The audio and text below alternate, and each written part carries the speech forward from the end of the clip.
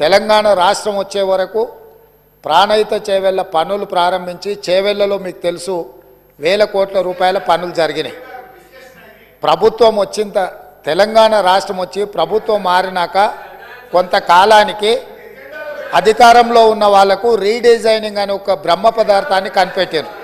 ఆ బ్రహ్మ పదార్థంతోనే తుమ్మిడిహెట్టి దగ్గర నిర్మించాల్సిన ప్రాజెక్టును వివిధ మార్పులకు చేర్పులకు దారితీసి చివరికి మేడిగడ్డ, అన్నారము, సుందిల్ల ఇక్కడ బ్యారేజీలు కట్టి మేడిగడ్డ నుంచి లిఫ్ట్ చేసి అన్నారంలో పోస్తాం, అన్నారంలో నుంచి లిఫ్ట్ చేసి సుందిల్లలో పోస్తాం, సుందిల్లలో నుంచి నీళ్లు లిఫ్ట్ చేసి మిడ్మానేర్లో పోస్తాం, అక్కడి నుంచి మిగతా ప్రాంతాలకు నీటిని తరలిస్తామని చెప్పి ప్రాజెక్టు రీడిజైనింగ్ అని ఒక బ్రహ్మ పదార్థాన్ని కనిపెట్టి 38,500 కోట్ల రూపాయల అంచనాతో ప్రారంభమైన ఈ పనులను 1,47,000 కోట్ల రూపాయలకు పెంచింది అధ్యక్ష.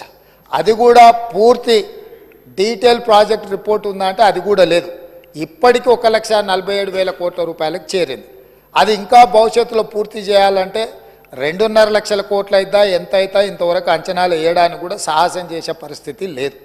సరే, అంచనాలు ఎట్లా పెంచిండ్రు, ప్రాజెక్టు రీడిజైనింగ్ ఎట్లా చేసిండ్రు, సాంకేతిక పరమైన అంశాలేంది, సాంకేతిక నిపుణులు ఇచ్చిన ప్రాజెక్టు డిజైన్ ఏంది, దాని తర్వాత జరిగిన నిర్మాణం ఏంది, నిర్మాణం తర్వాత జరిగిన నిర్వహణ ఏంది, ఇవన్నీ ఒక్కెత్తైతే ఈరోజు మేడిగడ్డ బ్యారేజ్ అనేది కుంగిపోయింది అధ్యక్ష. కుంగిపోయినప్పుడు గతంలో ఉన్న ప్రభుత్వం ఏం చెప్పింది, బ్యారేజ్ కింద ఇసుక కదిలింది, ఇసుక కదిలితే ప్రాజెక్టు కుంగింది అని చెప్పిండ్రు అధ్యక్ష. నేను తమరి ద్వారా అడుగుతున్న అధ్యక్ష, ఇసుకలో పీకమేడలు కట్టిండ్రు అధ్యక్ష.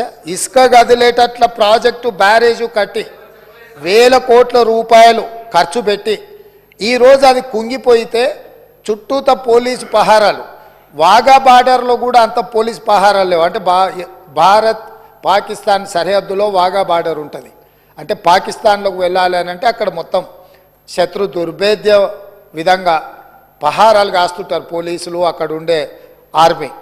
అంతకంటే ఈ మేడిగడ్డ ప్రాంతంలో పిట్ట కూడా ఎగరడానికి వీలు లేకుండా ఆనాటి ప్రభుత్వం ఆ కుంగిన బ్యారేజ్ను ఎవరిని చూడకుండా దాన్ని దాచిపెట్టినరు. దాంతో కేంద్ర ప్రభుత్వం దీనికి సంబంధించి ఫిర్యాదులు అందిన నేపథ్యంలో నేషనల్ డ్యామ్ సేఫ్ అథారిటీ అధికారులను పంపించి ప్రాథమికంగా ఆ ప్రాజెక్ట్ ఏం జరిగిందో చూసి ఒక నివేదిక ఇచ్చిండ్రు. ఆ కేంద్ర ప్రభుత్వం నుంచి ఇచ్చిన సాంకేతిక నిపుణులు ఇచ్చిన నివేదికను కూడా గత ప్రభుత్వం తప్పుపట్టింది.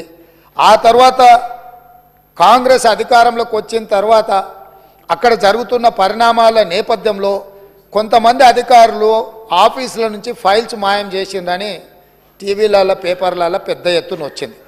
తక్షణమే ప్రభుత్వం తేరుకొని విజిలెన్స్ అండ్ ఎన్ఫోర్స్మెంట్ అధికారులను మీరు ఆ ఫైళ్ళు మాయమవిన ఏమి మాయమైనాయి, ఎవరు మాయం చేసిండ్రు, అదేవిధంగా మేడిగడ్డ, అన్నారం ప్రాజెక్టులలో జరిగిన అవకతవకల మీద మీరు ఒక నివేదిక తయారు చేయండి అని చెప్పి ప్రభుత్వం ఆదేశాలు ఇవ్వడం జరిగింది. సాగునీటి పారుదల శాఖ మంత్రి ఉత్తమ్ కుమార్ రెడ్డి గారు సూచన మేరకు ఈ ఆదేశాలు ఇచ్చినాం.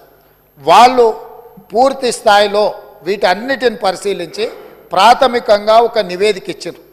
అందులో తీసుకున్న నిర్ణయాలు కానీ, లోపభూయిష్టమైన నిర్మాణాలు కానీ, నిర్వహణలో జరిగిన నిర్లక్ష్యానికి సంబంధించిన చాలా విషయాలను వాళ్ళు నివేదిక ఇచ్చిండ్రు.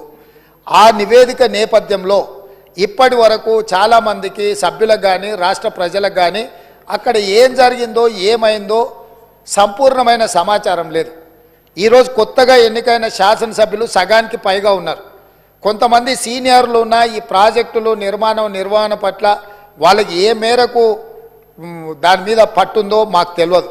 అందుకే మేము ఒక మంచి ఆలోచన చేసి ఉప ముఖ్యమంత్రి గారు ఆ మంత్రిని శాసనసభ నియోజకవర్గం నుంచి ఎమ్మెల్యేగా ఎన్నికై ఈరోజు మంత్రిగా IT and industries legislative affairs మినిస్టర్గా ఉన్న దుద్దిల్ల శ్రీధర్ బాబు గారు మనల్ని అందరినీ అక్కడికి రాండి, మీరు అందరు చూడండి, అక్కడ ఏం జరిగిందో తెలుసుకోవాల్సిన బాధ్యత ప్రతి శాసనసభ్యుడు శాసనమండలి సభ్యుల మీద ఉన్నది.